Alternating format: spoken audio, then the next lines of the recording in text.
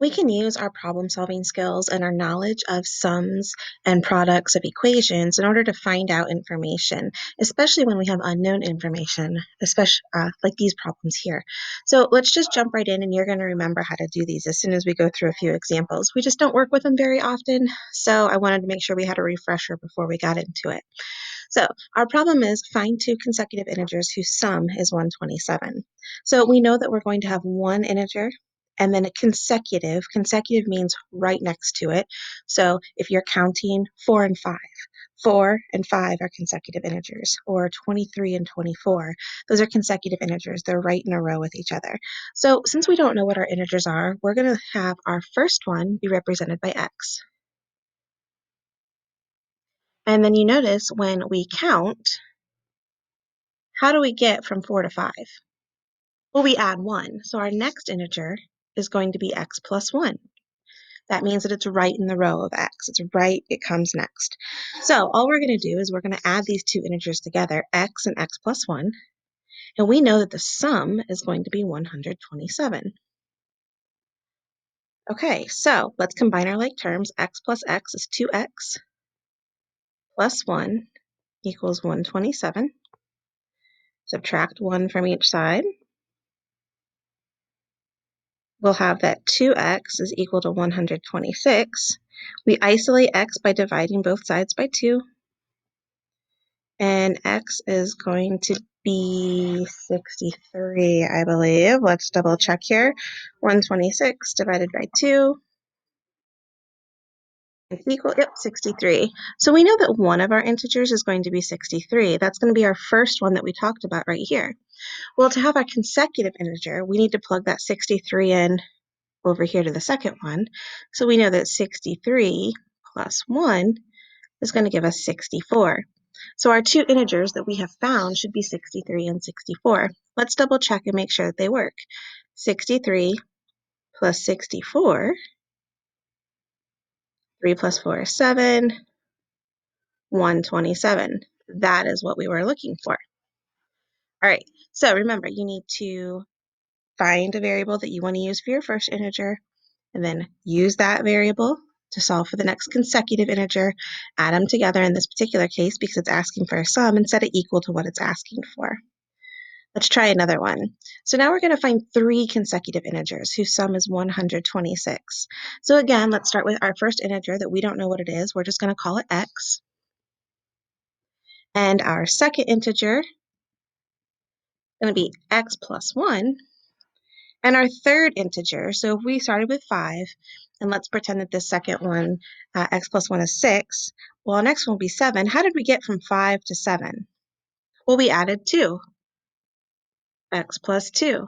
Okay, again, we're talking about the sum.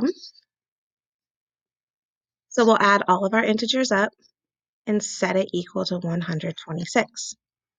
All right, let's see what we have here. So we have 1, 2, 3 x's, 3x plus 3, 1 and 2, equals 126. Now we are going to solve for x, isolating that variable, divide both sides by 3 to get rid of the coefficient.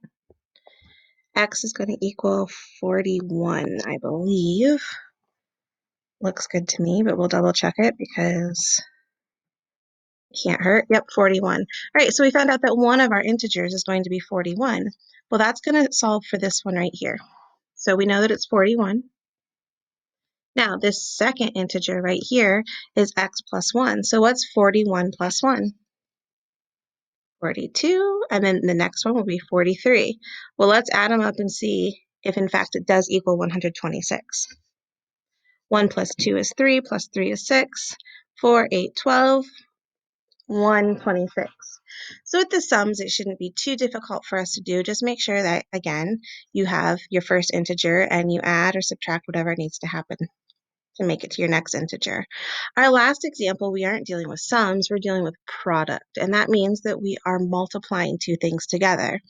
So let's look. We've got our first integer that we don't know, saying two consecutive integers, x, and our next one will be x plus 1. We need to multiply these together in order to find what they could be for 132. So that means we're just going to distribute the x to both terms. So x squared plus x equals 132. Well, that kind of looks like a hot mess. But what if we do this?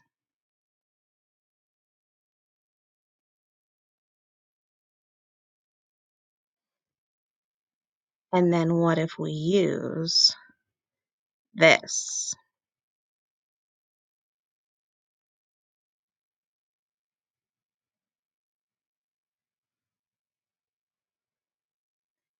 Now we are able to use the quadratic formula to solve for x. So let's go ahead and do that. I like to always, we haven't used it in a couple weeks, so let's list out our integers. A is going to be 1, B is going to be 1, C is going to be negative 132. All right, now it's just plug and chug. Let's plug them in. So negative B is going to give us negative 1 plus or minus the square root of 1 squared minus 4 times 1 times negative 132. Remember, we can check our discriminant before we start doing all of this math to make sure that this even works. All over 2 times 1, because A is 1. Well, we can check our discriminant, and we know that it's going to be an answer because a negative 4 times a negative 132 is going to give us a positive number. Add it to 1. We know that we're going to have an answer here. All right, so let's bust out our calculator because that's a lot of fun math right there. Okay, so we know that 1 squared is 1, so we're okay with that. So let's do 4 times 1 times negative 4, I'm sorry. So negative 4 times 1 times negative 132. That's going to give us 528. All right, let's just pull that over there for a second. So we're going to have negative 1 plus or minus the square root of 1 plus 528 all over 2 times 1 is 2. All right, so we'll bust out our calculator again. 528 plus 1 is going to give us 529. We need the square root of 529, which is a happy-go-lucky number of 23. So negative 1 plus or minus 23 all over 2. All right, so we're going to have negative 1. Let's do the plus first. So negative 1 plus 23 over 2 and negative 1 minus 23 all over 2. That is going to give us 22 over 2 for this first one, which is 11. This is going to give us negative 24 over 2, which is negative 12. Well, we're looking for consecutive integers, and typically they like when we use the positive ones, but we know that our integers are going to be 11 and 12. If x was 11, if x equals 11, then we know x plus 1 is going to equal 12. So let's try here. 11 times 12 equals 132. And that is definitely what we were looking for. So we know that. Well, let's try negative 12 and negative 13, because if x is negative 12, then that means x plus 1 would be negative 13. So let's try negative 12 times negative 13. We're going to have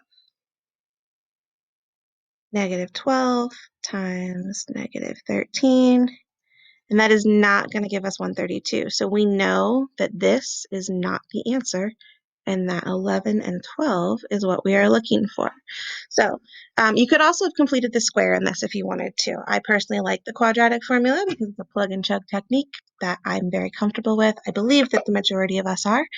But so when you're looking for products, just make sure that you set up your two integers that you don't know what they are, use the same variable, obviously, and then just start going through and plugging and chugging.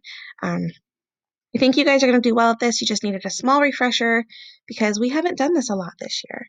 If you need help, though, as always, email me, contact me through Remind or Google Classroom, and I am more than happy to walk through some problems with you. Have a great day, guys.